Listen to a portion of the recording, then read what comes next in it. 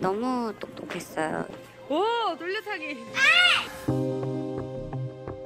싸우면은 그런 부분들이 계속 있었어가지고 아이 아빠랑 이혼하려고 하려던 참이어서 소송하고 시작하고 나서부터 아이를 안 보여주기 시작했어요. 아, 나 저거 못 보겠더라고요. 너무 마음이 아파가지고. 이번 사건도 아이가 죽어가는 과정이 너무 분명하게 존재하잖아요. 그렇죠. 아니, 이렇게 애가 이 지경이 될 때까지 왜 신고가 안 되고 결국은 병원에 가서 사망한 아이의 몸을 본 거잖아요. 왜 살아있을 때는 애 몸을 보지를 못했는가. 지금 지자체와 교육청의 책무란 말이에요. 경찰과 마찬가지로 왜 의사 선생님도 신고 안 하시고 왜 담임 선생님도 학교 안 나와도 된다 하고서는 안 찾아보시고 왜 신고 안 하셨느냐. 전 남편, 그러니까 친부죠. 뭐라고 얘기하던가요? 그냥 다 몰랐다로 모르쇠로 일관하고 있고.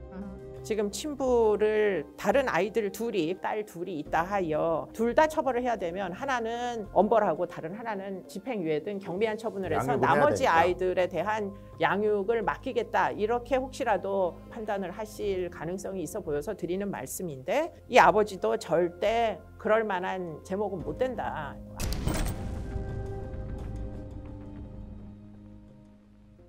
뉴스에서 들을 수 없었던 사건의 이면을 통해 사건을 보는 새로운 시각을 전해드리는 이수정의 사건 수정. 안녕하십니까, 김태민입니다. 안녕하세요, 이수정입니다. 지난 시간에는 울산에서 일어난 주부 살인 사건을 다뤘는데요.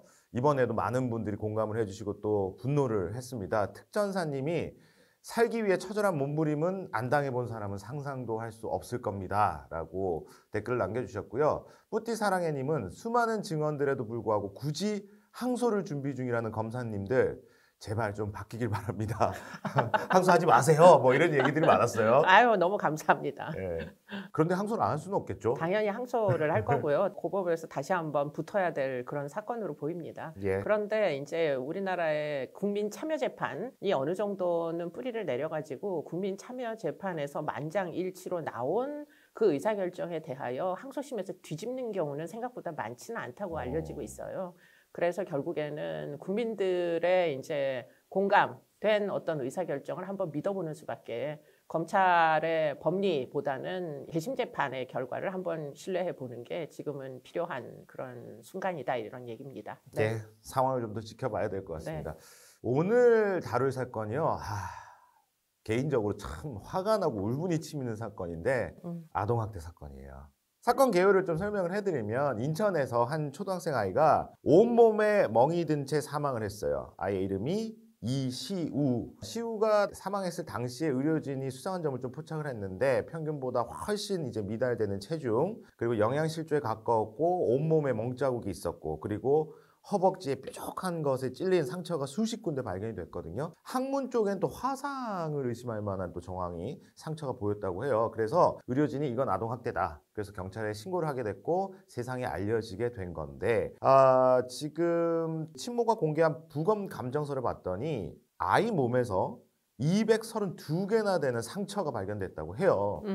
보통 부모는요, 아이한테 생채기가 조금만 나도 그걸 치료하려고 하죠. 그렇죠. 예, 그런데 네. 저렇게 200개가 넘는 상처가 생겼다? 이거는 뭐 부모가 역할을 못한 거예요. 뭔가 이상하다, 이렇게 볼 수밖에 없는 건데, 아니, 이렇게 애가 이 지경이 될 때까지 왜 신고가 안 되고 애가 지금 사망하기 전에 발견할 수가 있어야만 할 텐데, 네. 결국은 병원에 가서 사망한 아이의 몸을 본 거잖아요. 왜 살아있을 때는 애 몸을 보지를 못했는가. 지금 나이로 보면 얘가 초등학교 5학년, 6학년에는 해당하는 그런 이제 나이인데, 어찌하여 아이를 찾아 나선 교육기관이 없는가가 도대체가, 저는 이 사건은 좀 약간 우리나라의 모든 공적 조직의 임무가 제대로 수행되고 있는지를 다시 한번 찾아봐야 된다, 살펴봐야 된다, 이런 생각이 들게 하는 그런 사건이다라고 생각이 듭니다. 저도 이제 아동학대 치사 사건에서 몇 번 재판에 참여해 본 적이 있는데요. 가해자들은 죽을 줄 몰랐다라고 이야기를 마구 주장하고 사망한 아이는 진술을 할 수가 없고 그렇죠. 그렇기 때문에 이제 이 피고인들의 진술에 의존을 해가지고 치사면은 사실 살인의 고의가 인정이 안 돼서 결국에는 형량이 굉장히 낮거든요. 네. 그렇게 이제 처분이 내려지는 경우들이 굉장히 많았는데 그런데 제가 아동학대 치사 사건을 여러 번 이제 전문가로 참여했었다고 말씀드렸잖아요. 네. 그런 이제 사건의 기록을 보면은 금방 죽는 게 아닙니다. 이번 사건도 아이가 죽어가는 과정이 너무 분명하게 존재하잖아요. 그렇죠. 경우에 따라서는 수년간에 걸친 결국 사망까지 한참 이제 시간이 걸리게 됩니다. 거기다 폭행 피해에다가 그래서 아이가 점점 영양 상태가 안 좋아져서 나중에는 움직일 수조차 없게 되는 이런 과정 중에 아이가 큰일이 날 줄 몰랐다라고 하는 주장은 사실은 말이 안 되는 거죠. 그렇기 때문에 이제 재판부에서는 피고인들의 주장만에 의존해서 판결을 하지 마시고 그 학대의 과정에 좀 더 주목을 해주시라 이런 부탁 말씀을 드립니다. 예, 그 사이에 아이가 얼마나 무섭고 고통스러웠을까. 그렇죠. 왜 그런 부분들이 좀 참작이 안 되는지 모르겠어요. 그러니까 이제는 참작을 하려고 많이 노력을 하고 있고요. 그래서 이제 그런 차원에서 아동학대 살해죄라는 새로운 죄명까지 아동학대 처벌법에 포함이 돼서 무기징역까지 나올 수가 있어요. 그렇죠. 근데 지금 이제 이 아이 같은 경우에도 이게 148cm에 몸무게가 29.5kg? 네.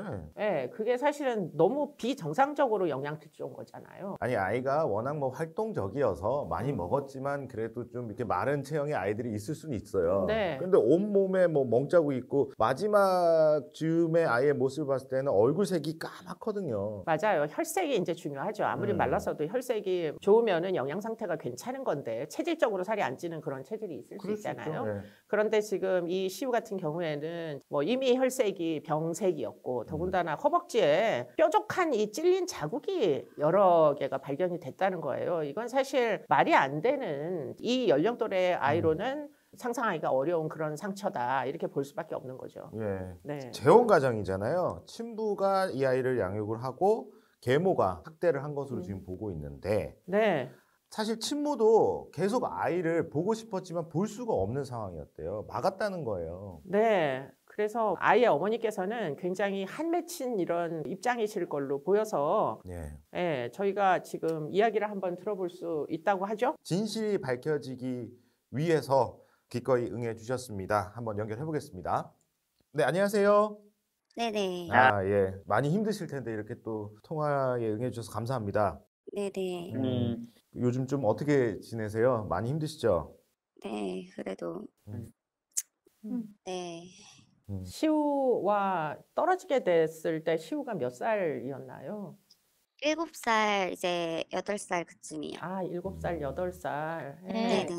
그때는 어떤 경위로 결국에는 뭐 떨어질 수밖에 없었던지 잠깐 설명해 줄 수 있으세요? 그냥 그때 이혼하려고 이제 아이 아빠랑 싸워서 이혼하려고 하려던 참이어서 네. 그때까지는 시우가 7살 그 소년들의 일반적인 발달을 보였나요? 어땠었나요, 시우가? 네네. 너무 똑똑했어요. 아, 똑똑했어요. 그러니까 남편이 양육을 하게 된 건 어떻게 된 거예요?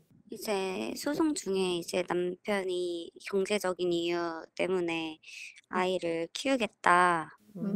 교육적인 부분도 그렇고 그리고 이제 아이를 제가 데려가게 되면 재산 분할을 해야 되잖아요. 네. 그런 부분 때문에 이제 남편이 양육을 하겠다. 그러면 이혼 소송으로 결국은 지금 아이를 남편에게 보낼 수밖에 없었다는 말씀이신데 네네. 그 전에 전 남편분께서 뭐 폭력이 좀 있었다고 말씀을 미리 하셨다는데 어떠셨었나요? 좀 싸우면은 그런 부분들이 계속 있었어가지고. 그러면 지금 뭐 경찰에 신고하거나 그러신 적은 있으세요? 네. 그러면 그런 기록 같은 것들을 이혼 소송 중에 법원에다가 제출하거나 그러시지는 않으셨나요? 그런 게 이제 한 번 있고. 한 번 있어서? 네. 그럼 112에 한 번 전화를 하셨군요. 네, 이제 경찰 조사까지 다 받았어요. 아, 경찰서. 경찰 조사까지 받고 그러면은 남편은 당시에 입건이 되었었나요? 네네, 아마 사건이 그게 됐었을 거예요. 그 이후에 뭐 고소를 하시게 그렇게 처리가 됐는가요? 아니면 아니요, 그냥 이제 가족들끼리. 상담? 네. 그 결국에는 이제 사법 절차를 거친 건 아니네요. 그죠? 입건은 됐는데 고소를 취하하거나 이런 식으로 고소 사건으로는 처리가 안 됐네요. 네네, 맞아요. 취하한 거죠, 아, 이제. 취하한 거죠? 네. 그러면 그래도 경찰에 입건이 됐던 기록이 있었을 텐데 그거는 법원에다 제출을 못 하셨군요. 네네, 맞아요. 하지도 않았고, 이혼할 때 소송하고 시작하고 나서부터 아이를 안 보여주기 시작했어요. 아, 그러니까 이제 저는 요구 조건을 들어줄 수밖에 없었고, 여러 가지 뭐 재산 분할이라던가 뭐 위자료라던가 그런 부분을 다 들어줄 수밖에 없어서 조정 이혼으로 끝난 거예요. 처음에 이혼 소송이 제기되다가 결국 조정돼서 끝이 난 거고 면접을 아이를 못 만나게 하겠다라고 상대가 이제 협박을 하니까 결국은 응할 수밖에 없는 입장이셨다 이런 말씀이네요. 그죠? 네네. 그 당시만 해도 뭐 아이가 남편한테 케어를 받았을 때 위험하다 이런 생각은 안 하셨겠죠? 전혀 그런 건 없었죠. 네. 아이를 잘 챙겼다고 하니까. 네, 맞아요. 그러면 남편분이 재혼은 언제 하셨어요? 시우가 몇 살 때 재혼을 하셨어요? 이혼 이제 소송하면서 바로 그 여자랑 같이 동거를 좀 하기 시작한 것 같더라고요. 이혼하고 면접 교섭을 2회 네네. 하시고 그 다음에 이제 동거가 시작이 된 거죠. 그 면접 교섭권을 보여줬던 당시에도 그 여자랑 이제 만나고 있었던 것 같고, 소송했을 때도 만나고 있었던 것 같고, 그리고 이제 이혼하고 1년 딱 되자마자 그 여자가 출산을 했으니까, 네. 그러면 결국은 지금 시우가 한 8살, 9살, 뭐 8살 정도부터 보지를 못하신 거네요. 네네. 그래서 학교까지 찾아가서 뭐 시우를 만나려고 시도를 하셨다고 들었는데 네, 그런가요? 학교랑 이제 집 같은 거 알아내가지고 찾아갔었는데, 계속 학교도 안 보냈었던 것 같고, 근데 코로나가 또 있었잖아요. 3학년 때, 4학년 때는. 그것 때문에 이제 학교를 3학년 때 선생님이 안 왔었다. 근데 이제 대면 수업이 풀리고 나서도 한 번도 오지 않았다. 가정합 수업을 쓰고 있다. 이렇게 얘기하시더라고요. 그러면 왜 애가 학교를 안 오는지 학교 선생님에게 따져서 좀 물어보실 수는 있었겠어요? 그때 물어봤어요. 3학년 때 찾아왔었을 때. 그랬더니 이제 비대면 수업 때문에 이제 온라인 수업을 했었고, 대면 수업이 됐는데도 아이가 학교에 오지 않는다. 근데 이제 온라인 수업에는 잘 참여하고 있고 어머니랑도 전화 통화가 잘 된다라고 얘기하시더라고요. 결국은 적어도 코로나 끝나고 나서 한 1년 이상의 기간 동안 학교를 지금 나갔어야지 정상인 거잖아요. 네네. 예, 그 부분에 대해서는 선생님이 정확하게 시우의 현재 상태를 알고 있지는 못했다는 말씀이네요, 그러면. 3학년 때까지도 그런 것 같아요. 네. 중간에 시우가 어디 외국에 갔었어요? 뭐 2학년 때 필리핀에 보냈던 게 있었나 봐요. 근데 저한테는 그런 말도 안 했고. 그러면은 지금 그 집은 재혼한 가정에서 첫째가 태어나고 난 다음에 시우는 필리핀에다가 혼자 유학을 보냈었나 봐요. 그런가 봐요. 네. 근데 이제 뭐 코로나 때문인지 들어온 것 같더라고요. 필리핀에는 누가 있어요? 지인이 있으신가요? 전혀 없어요. 전혀 없어요. 그럼 시우는 어디에서 그럼 필리핀에서 머물렀는지 아세요? 아니요. 그것도 전혀 몰라요. 아무것도 몰라요. 아예 그냥 이혼 후에 이사까지 가버리고 전화번호 다 차단하고 연락도 안 받고. 아, 무단으로 지금 결국은 결석을 하는 상황이 된 거잖아요. 이제 코로나 때문에 비대면 수업이었잖아요. 그러니까 네. 무단보다도 온라인 수업으로 다 돼 있고. 그 수업엔 꼬박꼬박 참여했고. 네네. 네. 그리고 이제 홈스쿨링을 한다고 네, 하고. 가정학습 쓰고 이래서 아, 무단으로 빠진 거는 그렇게 일수가 많진 않은가 봐요. 아, 무단으로 빠지기는 빠졌는데 일수는 많지 않다. 네네. 엄마 입장에서는요, 갑자기 아이를 지금 뭐 연락도 안 되고 볼 수가 없어요. 네. 얼마나 답답하셨겠어요. 그래서 빨리 좀 어떻게 법적으로 조치를 취하겠다라고 해서 친권자 양육권 변경 소송 준비를 하셨는데 이게 빨리 해결이 안 됐나 봐요. 3년이라는 시간이 또 걸렸네요. 그거를 이제 법적으로 진행을 하겠다라고 하니까 그제서야 연락이 오더라고요. 아, 근데 이제 그때 당시에 그 계모가 거의 2시간 가까이 전화 통화를 했는데 네. 엄마라는 사람이 아이가 되게 잘 지내고 있는데 법정에 세울 거냐 아이를.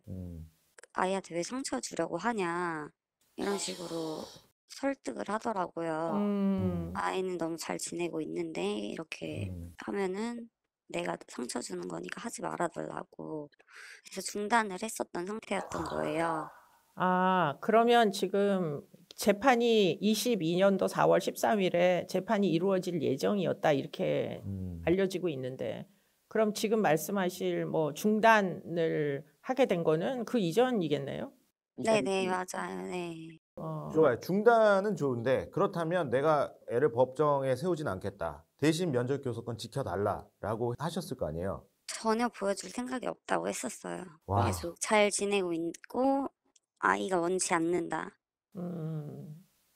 아, 참 어머니 입장에서 참 절망적이셨겠다. 네네. 노력을 안 하셨던 게 아닌데 아이와 결국에는 다시 만나지 못하게 된 경위가 참 운이 없었다. 뭐 코로나라도 없었으면은 뭐 학교에서라도 아이를 볼 수 있었을 텐데 또 뭐 자그마치 3년 동안의 코로나 시기가 있었고 뭐 그 이후에도 지금 재판이 지연되고 뭐 이런 여러 가지 안타까움이 있네요. 예. 네네. 맞아요. 네. 지금 생각해 보니 좀 이상한 점, 의심쩍은 부분이 있었을까요? 전혀 없었어요. 학교 안 보낸 거 3학년 때 학교를 한 번도 안 보냈다 이거 빼고는 전혀 없었는데 그때 당시에 선생님도 제가 학교 알아내서 이제 찾아갔을 때 만났을 때 뭐 "별다른 이상 없다. 그렇게 없어 보인다. 온라인 수업에 잘 참여하고 있다."라고 했고 그쪽에서 저는 이제 연락을 잘 안 받지만 연락 이제 되거나 찾아가거나 이렇게 해서 만날 때마다 찾아가까지 갔거든요. 네. 그냥 "너무 잘 있는데 내가 이렇게 하는 게 피해를 끼친다. 원치 않는다는데 왜 자꾸 이렇게 하냐." 아이를 위해서 참으신 거네요. 네, 그렇죠. 네. 근데 결과가 또 이렇게 돼서 참. 너무 안타까운 그 상황이네요. 네네. 노력을 안 하셨던 게 아닌데. 네. 아유, 참. 예. 일단은 뭐 이제 소송이 진행이 될 예정이니까 소송에서 뭐 원하시는 바가 좀 제대로 전달될 수 있었으면 좋겠고요. 네. 예, 지금 시우의 억울함이 좀 더 네. 형벌로서 엄격하게 집행될 수 있도록 책임을 좀 명확하게 묻도록 하셔야 될 것 같고요. 네, 맞아요. 네. 네, 지금 뭐 남편분도 제가 보기에는 뭐 사망에 책임이 있지 아니하다고 보기는 어려운 상황으로 네, 보이고 네, 그렇죠. 네. 그리고는 이제 변호사분 계시다니까 한번 그 학교나 교육청에서는 지금 시우의 위기를 미리 알 수가 있어야 되는 건 아니었는지 한번 여쭤보세요. 학교가 아무리 비대면이라도 아이가 지금 학교에서 파악이 이제 그 출결이 파악이 안 되면 방문도 하고 지금 잘 있는지 확인해야 될 책무가 있는 걸로 알고 있는데 그런 부분이 제대로 집행이 됐는지 만약에 집행이 안 됐으면 그 부분도 학교도 책임이 있는 거니까요. 또 근데 12월 달에 애를 데리고 학교를 갔었대요, 같이. 네. 그리고 1월 달에도 전화 통화가 계속 됐고 그 사건 전날 있잖아요. 네. 전날에도 연락이 계속 됐다고 하더라고요. 그런데 아이는 못 만나고 네. 의붓 엄마하고만 통화를 했다는 거잖아요. 네네. 통화는 그렇게만 했고 12월 달에는 이제 선생님이 직접 둘이 같이 왔다고 하더라고요. 와. 그러나 그럼에도 불구하고 뭐 아마도 지금 이제 와가지고 저는 그렇게 이야기하는 게 얼마나 진실성이 있을지 좀 의심이 되는 부분이 있고 또 아이가 분명히 같이 갔었으면 위축돼 보이는 게 많이 보였을 텐데. 그렇죠. 그리고는 뭐 신고 의무자, 아동학대 신고 의무자이기도 하고 하니까 그런 네. 부분에 대해서 꼭 한번 법적으로 짚어보는 과정은 있어야 될 것 같습니다. 네. 네, 네. 하나만 좀 더 질문 드리면 전 남편 그러니까 친부죠. 면회를 가셨더라고요. 네. 뭐라고 얘기하던가요? 하나 다 몰랐다로 모르쇠로 일관하고 있고.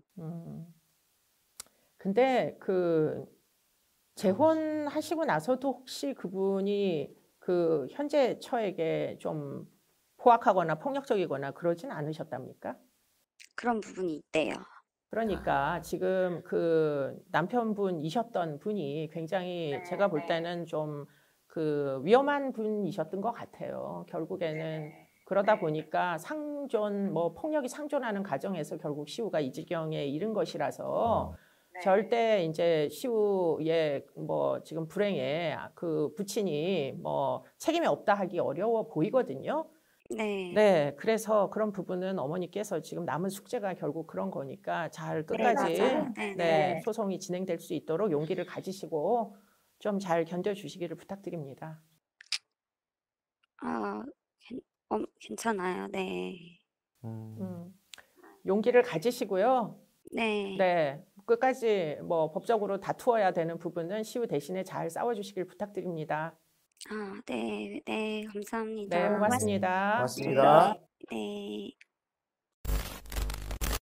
예, 직접 이야기를 들어보니까요. 더 안타깝고 참 답답하네요. 네, 네. 친부와 의붓 엄마는 왜 태도가 돌변했을까?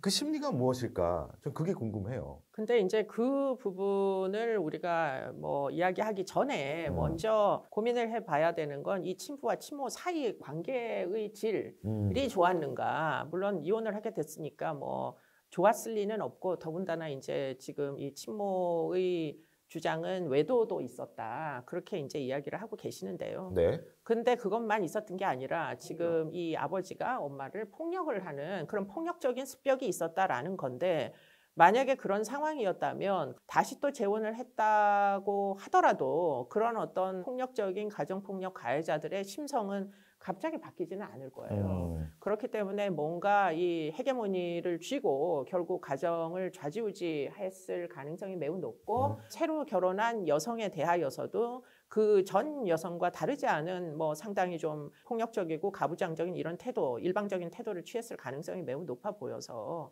아동학대라는 게 경우에 따라서는 부모가 정말 심성적으로 무지하게 악질인 이런 부모도 없지는 않은데요. 그렇죠. 많은 경우에 이제 엄마가 자녀를 학대하는 데에 아버지의 폭력이 일종의 촉매처럼 영향을 줄 수가 있어요. 엄마도 욕구가 있는데 그걸 해소하지 못하게 만드는 그런 일방적인 주장, 협박 뭐 내지는 이런 것들을 하고 그리고는 문제는 남편을 통해 가지고 그와 같은 어떤 대화가 안 되고 욕구 충족이 안 되니까 그 분풀이를 아이한테 하는 이런 형태로 아동학대가 일어나는 그런 가정들이 있어요. 그런데 지금 이 사건 같은 경우에 지금 이 의붓 엄마의 태도의 변화가 아마도 그런 식으로 진행이 되지는 않았을까 이런 생각이 드는 게 제가 의붓 엄마를 두둔하려고 얘기하는 게 아니에요. 그런데 이 의붓 엄마는 이 남자와 재혼을 한 이후에 딸을 또 둘을 낳았잖아요. 그렇죠. 그러니까 자기 친자가 딸이 2명이 있는데 그 위에 그 남편, 자기를 존중하지 않는 그 남편의 친자가 또 있는 거예요. 그러면은 사실은 남편한테 화가 나는데 문제는 남편의 친자, 내 자식이 아닌 그 의붓자식한테 화풀이를 하는 경우들이 있을 수가 있을 것이고 그게 아마도 지금 학대의 시작 지점이 되지 않았을까 이런 생각이 드는 거죠. 왜냐하면 내 아이를 뭐 하나만 낳았을 때에 느끼는 양육 부담하고 내 아이가 둘이 됐을 때 전체 아이 3명에 대한 양육 부담은 이거는 비교가 안 될 정도란 말이에요. 아이 키워보시니까 아실 거 아니에요. 애 하나 돌보기도 힘든데 그 밑에 2, 3 이렇게 이제 낳기 시작하면 아무래도 내 자식에 더 한 번이라도 더 손이 가지 남의 자식이 사실은 방해꾼처럼 그렇게 느껴질 수도 있는 거예요. 이게 이제 뭐 모든 이런 이제 재혼 가정이 다 이런 위험에 빠진다라는 얘기는 절대 아닌데 그렇죠. 그런데 아주 극소수 재혼 가정 중에 엄마 아빠가 뭐 의붓 엄마든 의붓 아버지든 이 뭔가 관계가 안 좋게 진행되는 가정에서는 의붓 부모에 의해서 학대를 받는 경우들이 꽤 다수 존재할 수 있다. 화풀이의 대상이 될 수 있다. 그렇습니다. 네, 그렇기 때문에 제가 굉장히 궁금증이 드는 게 초중등 교육법에 보면 14조에 인천교육청이 지금 홈스쿨링의 그 진행 과정에 대한 관리 감독권이 있어요. 네. 그럼 홈스쿨링을 실제로 집에서 잘 하고 있는지를 정기적으로 확인을 해야 될 거 아니에요. 그런데 지금 가정 방문도 안 하고 말은 홈스쿨링인데 애를 집안에 가둬놓고서는 이렇게 막 허벅지에 수백 번 허벅지를 찔렀다는 거 아니에요. 지금 항문에 그 화상 자국이 있고. 네. 그렇게 됐는지 안 됐는지를 왜 사실은 교사들, 교육청도 마찬가지고 아동학대에 대한 신고 의무자들이에요. 신고의 의무가 있어요. 그럼 나가가지고 애가 잘 있는지 아동학대를 당하고 있는 건 아닌지 홈스쿨링을 아무리 한다 손 치더라도 여전히 의무교육의 대상자인데 왜 교육청에서 얘가 지금 어떻게 지냈는지를 확인을 안 했느냐. 를 지금 이 사건은 주목해야 된다. 물론 이 계모가 아이를 학대하고 아버지는 방치하고 아버지도 학대했을 수도 있다고 전 생각해요.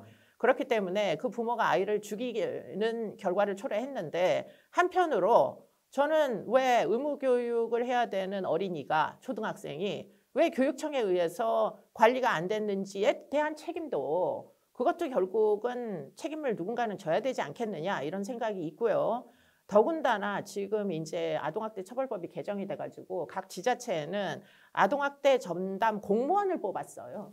아동학대 전담 팀이 있어요. 일하는 사람이 있군요. 인천시에도 아마 1명 이상이 있을 텐데 그러면 그런 분들에게 만약에 교육청에서 얘가 홈스쿨링을 하고 있는데 한 번이라도 나가봤다면 뭐 대부분 학대를 하는 가해자들은 은폐하려고 하니까 애를 직접 바꿔주지 않는다거나 담당자가 왔는데 애를 못 만나게 한다거나 이럴 거 아니에요. 그러면은 뭔가 의심이 있으면 그 다음에는 지자체의 아동학대 전담 팀으로 이첩을 시켜가지고 필리핀을 갔다 온 이후 초등학교로 복귀하지 않는 아이가 있는데 이 아이를 가서 한번 방문을 해봐라. 이렇게 관리를 할 수도 있는데 지금 완전 그런 부분이 공백으로 남아서 집안에서 자그마치 12살이나 되는 애가 학대를 받아서 사망하기에 이르니 이게 대한민국의 아동보호의 공조직이 책임을 다했는지를 사실은 따져 물어야 될 사건이다. 지금 친모분께서는 이 아이의 보호자, 본인의 전 남편과 계모에 대하여서만 책임을 묻고자 하는 이런 입장이신데 제가 볼 때는 이분이 책임을 또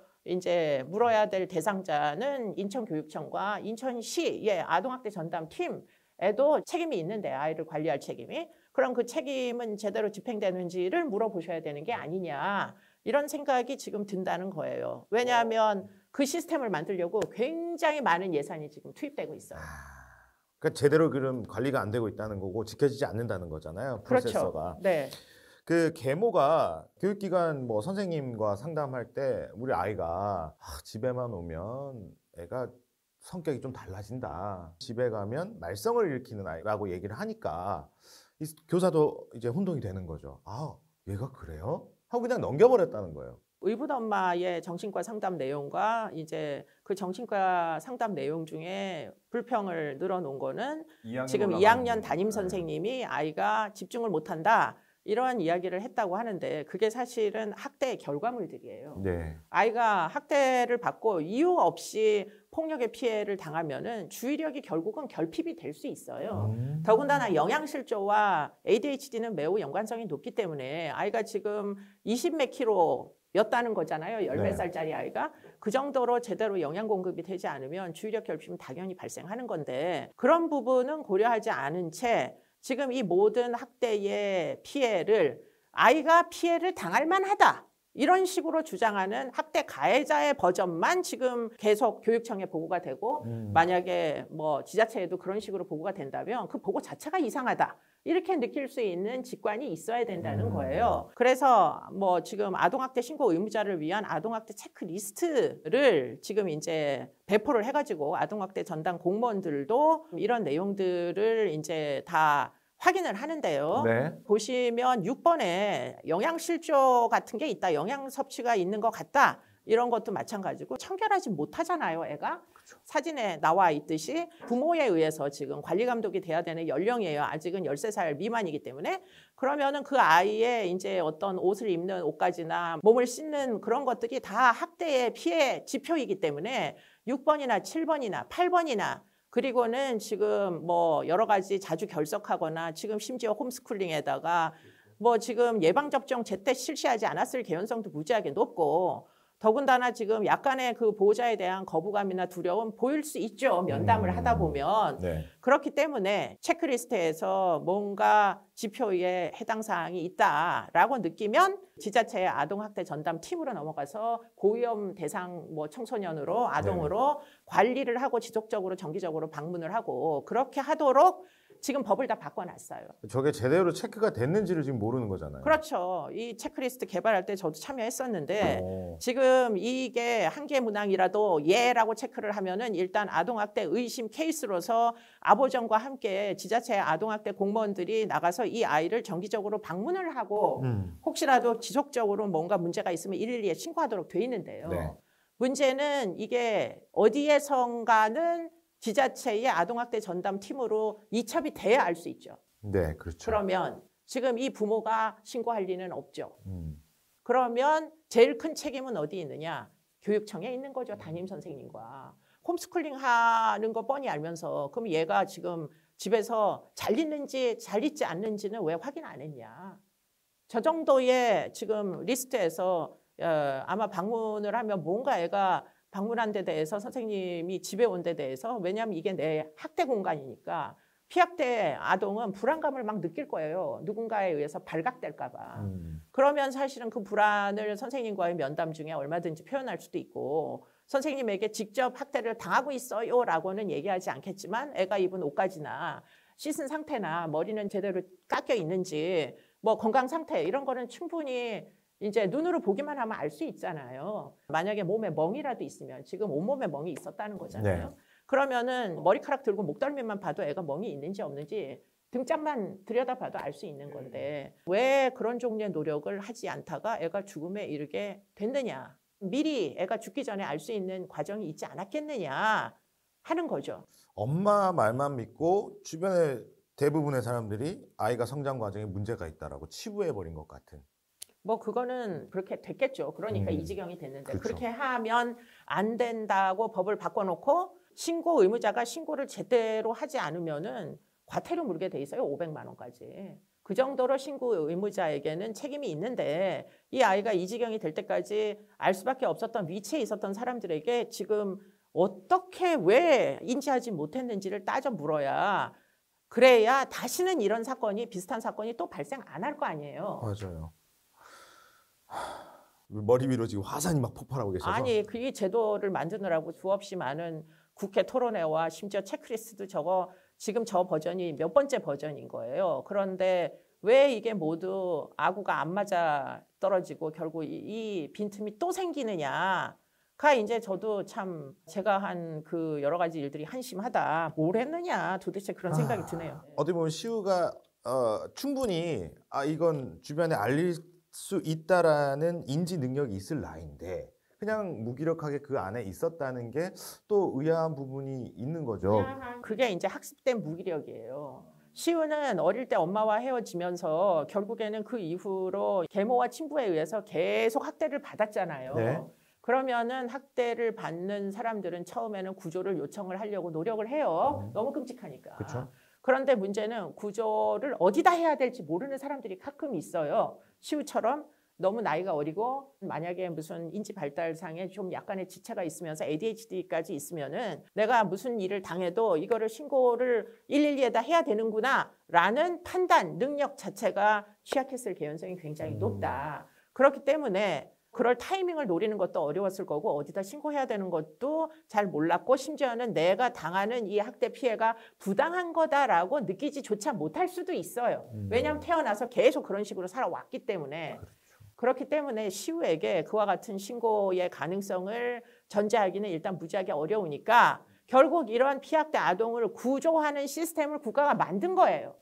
다시 또 정인이 사건이나 시우 사건 같은 사건이 2023년 말에 생기지 말라는 법도 없고 계속 이렇게 방만하게 아무도 피학대 아동들의 신경을 쓰지 않으면은 또 어디선가 사각지대에서 뭐 어떤 여러 가지 이유 때문에 교육청도 지자체도 모르는 사이에 죽어나갈 수도 있기 때문에 지금 이 정도 시점에는 이 사건 하나만 놓고도 왜 애가 죽었는지 왜 아무도 알지 못했는지 하는 것을 찾아봐야 될 것이다. 예.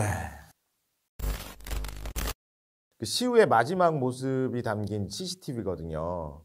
편의점에 와서 음료수를 마시고 그리고 멍하니 앉아있다가 결국은 그 집으로 다시 들어간 거예요. 난 저거 못 보겠더라고요. 너무 마음이 아파가지고 누군가가 좀 알아봐줬으면 하는 그런 안타까움이 들어요. 뭐 그런데 지금 저 아이의 모습만 보고 아동학대 피해를 당하고 있다라고 판단하기는 모르죠. 일단은 알기가 어렵다.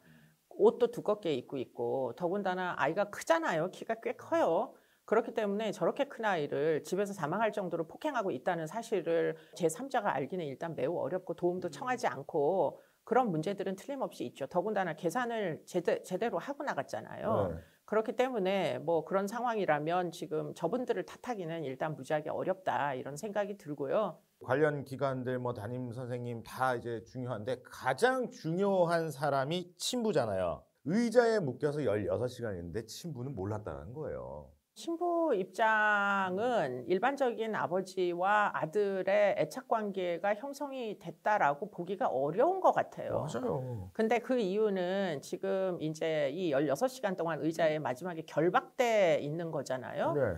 그러면 이 아마 CCTV 내용을 친부는 봤겠죠. 결박이 돼 있다는 사실을.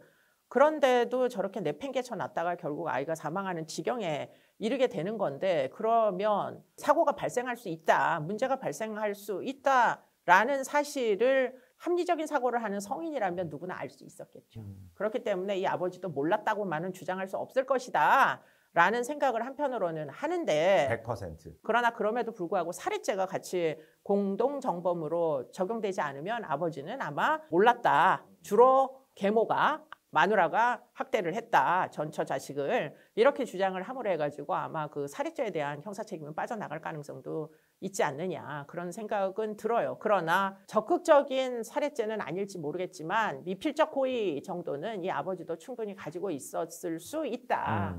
죽을 수도 있겠다. 큰일 날 수도 있겠다. 그런데 뭐 할 수 없다. 이렇게 생각을 했을 개연성은 충분히 있어 보여서 그런 것들이 결국은 미필적 고의에 의한 살인이나 뭐 도움이 필요한데 도움을 주지 않은 것들 이런 것들도 다 필적 고의는 아니지만 미필적 고의일 수 있는 그런 부분들이 지금 있을 거라는 거예요. 그렇기 때문에 지금 친부를 다른 아이들 둘이 그 밑에 딸 둘이 있다 하여 보통 둘 다 처벌을 해야 되면 하나는 엄벌하고 다른 하나는 이제 뭐 집행유예든 경미한 처분을 해서 나머지 아이들에 대한 양육을 맡기겠다. 이렇게 혹시라도 형사법원에서 이제 판단을 하실 가능성이 있어 보여서 드리는 말씀인데 이 아버지도 절대 그럴 만한 제목은 못 된다. 여자들도 때리고 아이들은 방치하고 이런 상습폭력 범이다. 이런 얘기를 마지막으로 이제 드릴 수는 있을 것 같아요. 예.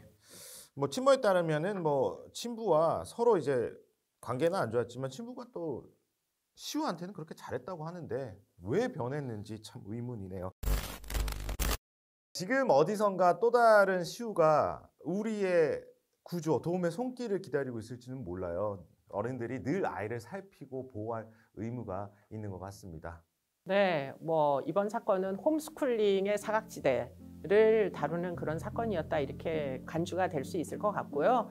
혹시라도 지금도 홈스쿨링을 해서 학교에서 전혀 파악이 되지 않는 아이들이 있다면 선생님들께서 어떻게 해서든 아이와 직접 대면을 할 수 있는 기회를 가져보시기를 부탁드립니다. 예. 네. 저희는 다음 주에 다시 돌아오겠습니다. 인사드릴까요? 네. 고맙습니다. 고맙습니다.